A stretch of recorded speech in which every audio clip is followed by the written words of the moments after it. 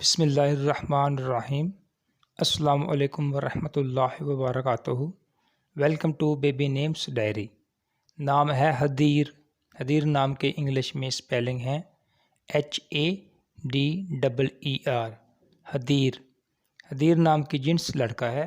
हदीर नाम लड़कों के नामों में शुमार किया जाता है और हदीर नाम अरबी ज़बान का लफ्ज़ है। हदीर नाम का मज़हब मुस्लिम है।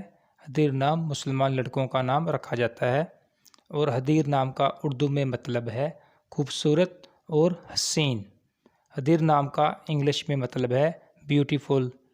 और हदीर नाम का लकी नंबर है 2 और लकी दिन है सोमवार और जुमेरात।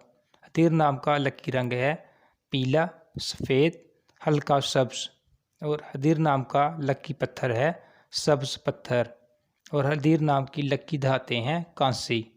अगर आपको हमारी वीडियो पसंद आई है तो प्लीज़ हमारे चैनल को सब्सक्राइब करें और साथ में दिए गए बेल आइकन को भी प्रेस करें ताकि हर नए आने वाली वीडियो आप तक पहुंच सके। वीडियो को लाइक